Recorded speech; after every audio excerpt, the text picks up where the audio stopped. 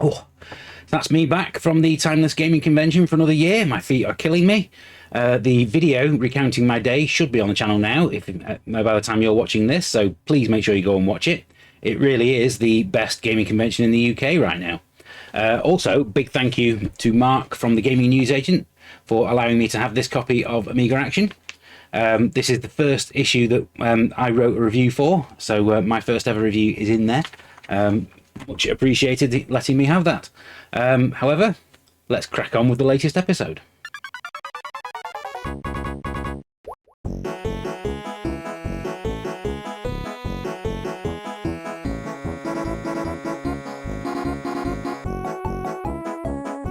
Hello everybody, welcome to the Re-Review, the series where I get to replay and reassess games from my favourite gaming era.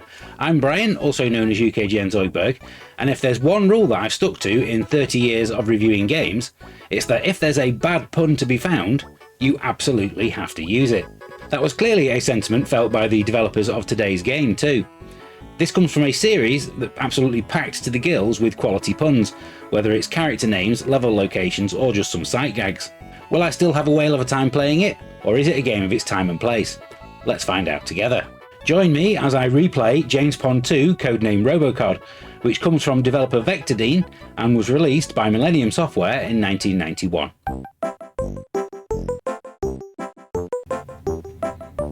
What were you doing at age 16? I was leaving secondary school and starting college to study electronics and computer studies, and that's probably a similar story to many people watching this video. Chris Sorrell was working at a computer shop in Derbyshire, and as luck would have it, one of its regular customers was Steve Back, a programmer with a number of 8-bit and 16-bit games to his name already. Back was looking for an artist to produce visuals for his latest project, a beat-em-up based on the TV series Spitting Image for publisher Domark.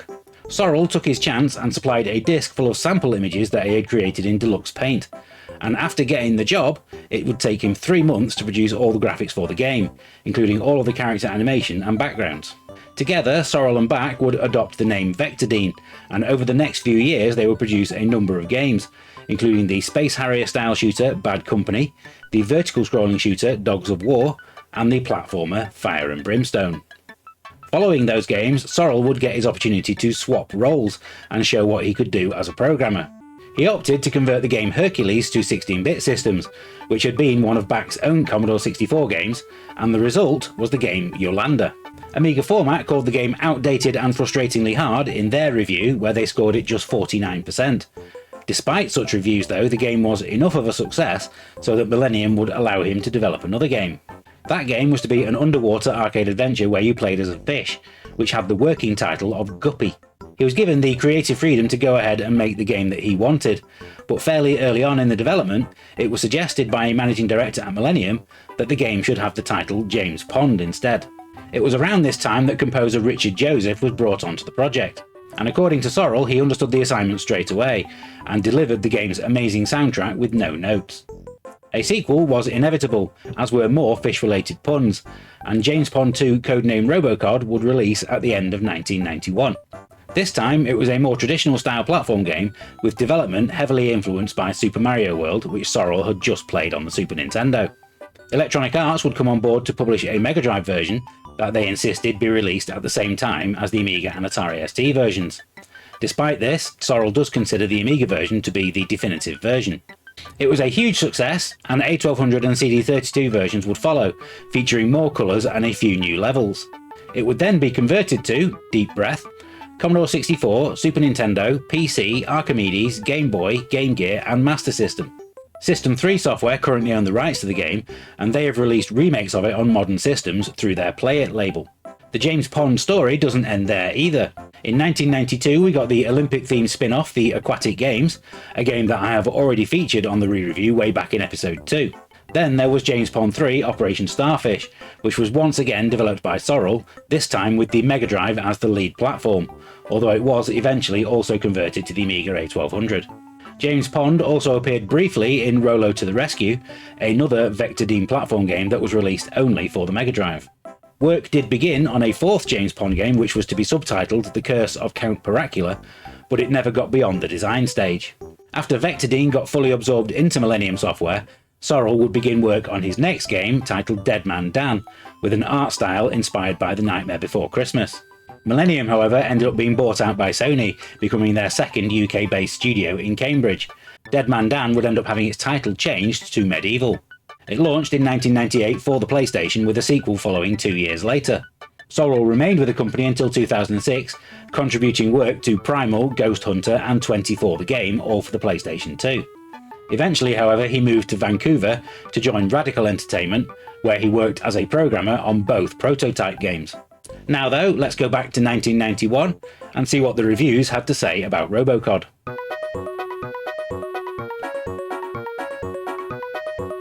At the start of this video, I pointed out that no reviewer should ever let a good pun go to waste, and I'm very pleased to report that I couldn't find one review of RoboCod that didn't have at least one bit of fish-related wordplay. Some of them even combined those puns with quotes from the movie RoboCop, so bravo. I would especially like to praise Steve Merritt at CU Amiga, who managed to include a section on his review where he suggested the titles for other fish-based games, including The Codfather and The Shrimpsons. He ended his glowing 93% review by stating that it was one of the best games that he had ever played, with the quote, "Halibut this for an excellent platform adventure."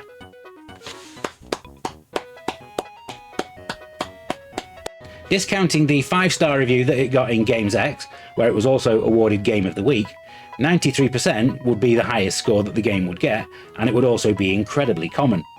Amiga Action, The One and CMVG all gave the same score as well.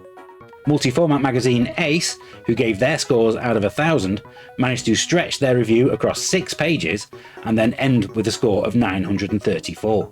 Amiga Power gave 87% and stated that it was one of the most superbly crafted platformers that they had ever played. The reviewer even suggested that it might be better than Rainbow Islands. The lowest score came from Zero Magazine, who gave just 85% and suggested that the game's soundtrack was a little bit lacking. There were 10 reviews that I found in UK magazines, not counting the A1200 or CD32 versions, and the average score was an incredibly high 91.9%. That makes it one of the highest rated games I've ever covered on this series.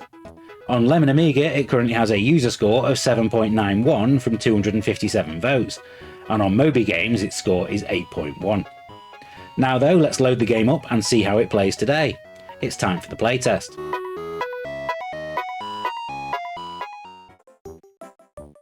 So the entire game is set at Santa's workshop. You see these 5 items on this rooftop here?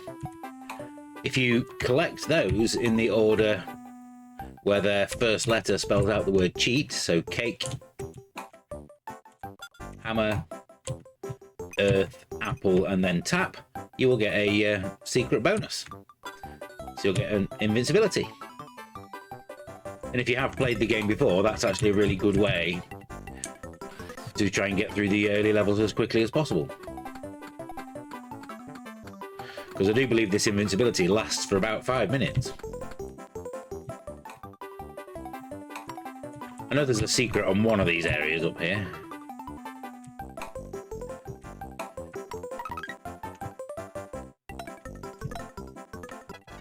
But it really is a beautiful game. The sprite work is fantastic. Well, not only that, the way that it uses the different layers of colours for the parallax scrolling. You have to remember this is on a standard A500. This isn't the A1200 version that I'm playing here. But all of the levels are chock full of little secrets, like this little button that you can press here, and then using the stretch ability you can go and collect that, which turns all the colours off for no reason whatsoever.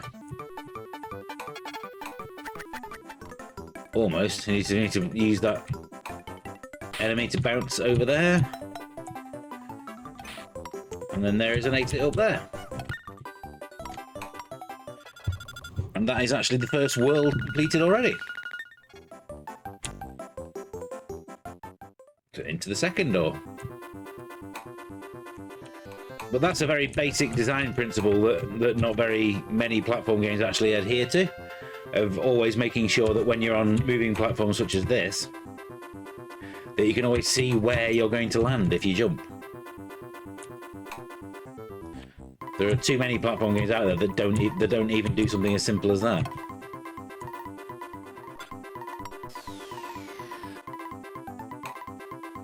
I do like the fact that there's no limit to how far you can stretch. But as you can see, by using that cheat mode, you can actually get quite far into the game before it expires. It is absolutely one of those games that rewards exploration.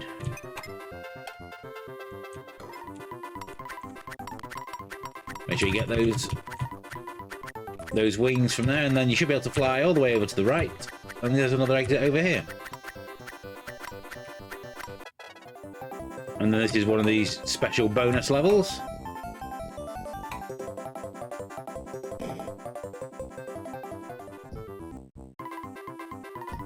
This has always been one of those games that I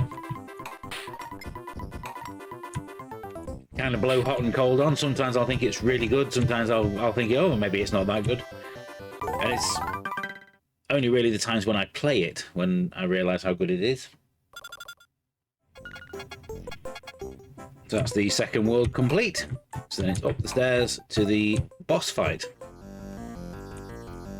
And the only real disappointment with the boss fights is that they take a little bit too long.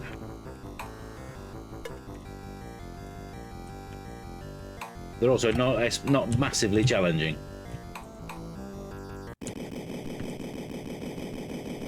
So, really, really easy. Doesn't obey the Nintendo rule of 3.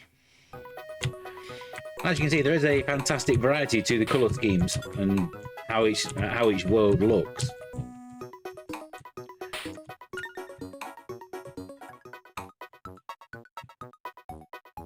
But Santa's Workshop is definitely a very strange place. There you go, fall into the icing and there's a bonus. That's it, that's the one. And it's an underwater section. Little reminder of where we came from in terms of the James Bond series. There is a little bit of a inconsistency to the level design. Some of the levels are really, really good to explore, others aren't.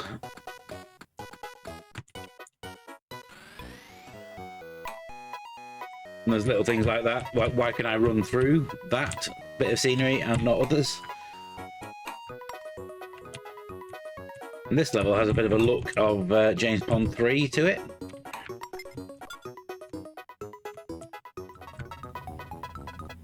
I mean, it really is a shining example of what's possible on the Amiga 500 if you get a talented programmer.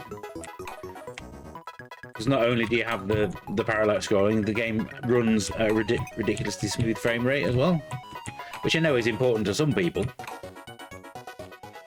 You have to make sure you avoid that exit.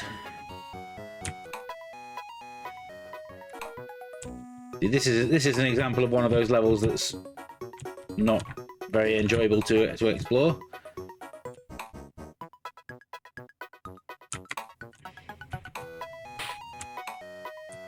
I always find that wherever possible you need to try and get rid of enemies because they'll just get in your way.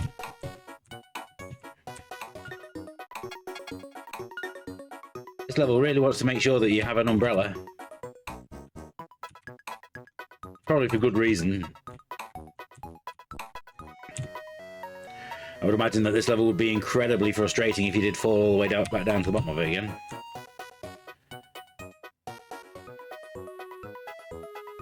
Incredibly precise platforming required. And that's actually a checkpoint. See, this is annoying when you get exits that send you back to the start.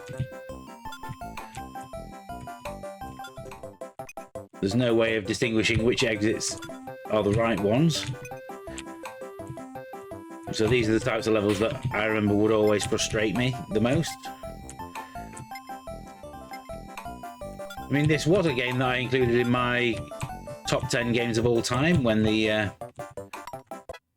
writers of Amiga Action made their top 100. Oh, this is disorientating. I am still pressing up to jump at this point. But you can see the Mario influences all over this game. And that's not always a bad thing, of course. If you're going to be influenced by something, you might as well be influenced by the best. I mean, this is probably the closest the Amiga ever got to having a mascot character all of its own.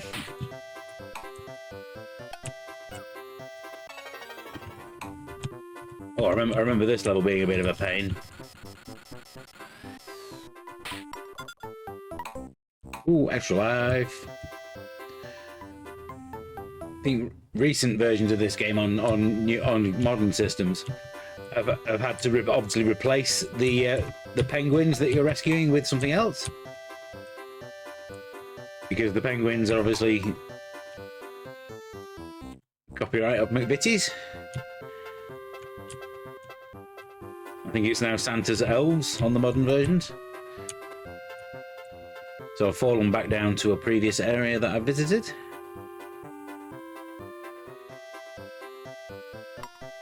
There's an exit, but it's not flashing yet. So that must mean that I am missing a penguin somewhere on the level. I missed one. Yeah, there it is. So hopefully that will be all the penguins now.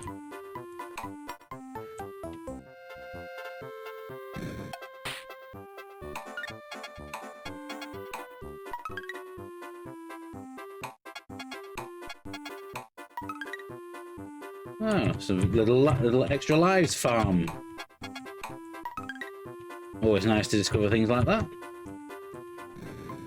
Right, I do believe that this will now allow me to get out the exit. And then we're on to another level almost exactly the same.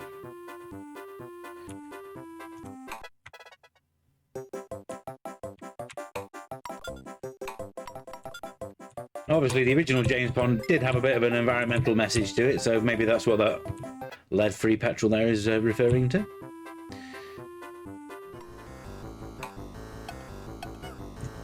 Okay, this boss fight's a little more challenging.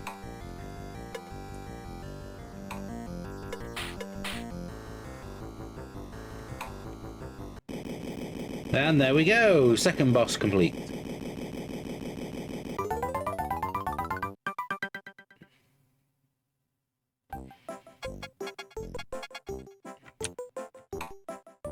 And I think we've seen enough on this playtest now, so let's move on to my final summary.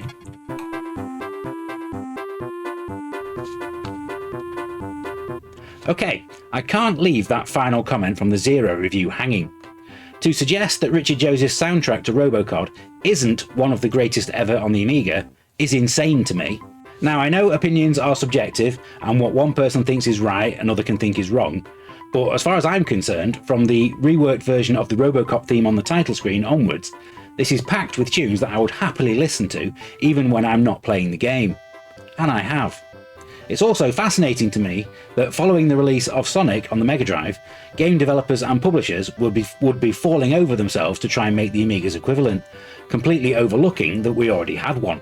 This game is everything that Zool, Super Frog, Kid Chaos, Oscar, and many, many more wanted to be. Not only that, it's also a game that's a real showcase for just what's possible on an A500. The colourful levels are packed with variety and populated with some fantastic enemies. There's always something new to look at, and I find it fun to just jump around and explore.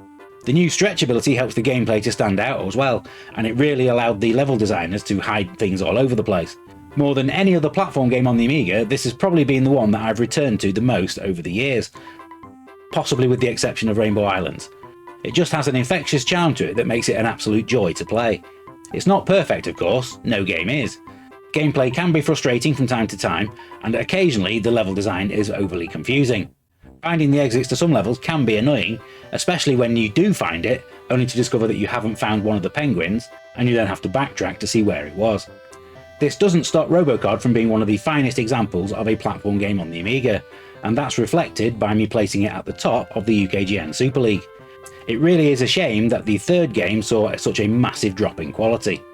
I can understand why this game has been converted to so many other systems over the years, but it's the Amiga version that will always be the best in my eyes. It's a very easy Platinum Medal winner and a score of 9 out of 10.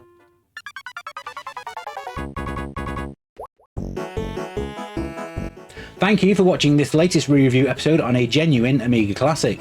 I'd love to know whether you agree or disagree with my assessment in the comments. Do you think it has one of the greatest soundtracks on the Amiga? If not, tell me what does. Please give us a like if you have enjoyed this video, and then subscribe to the channel to make sure that you don't miss any upcoming episodes. You can also become a VIP member for just £1.99 a month, which will grant you early access to all of our videos as soon as they're uploaded. If that's something that's of interest to you, check out all the details in the video description. We are fast approaching our 100th episode of this series, something which I never even thought would be possible when I started doing it, so thank you very much for watching. I'll be back very soon with another Amiga video, so until then, happy retro gaming everybody. Bye for now.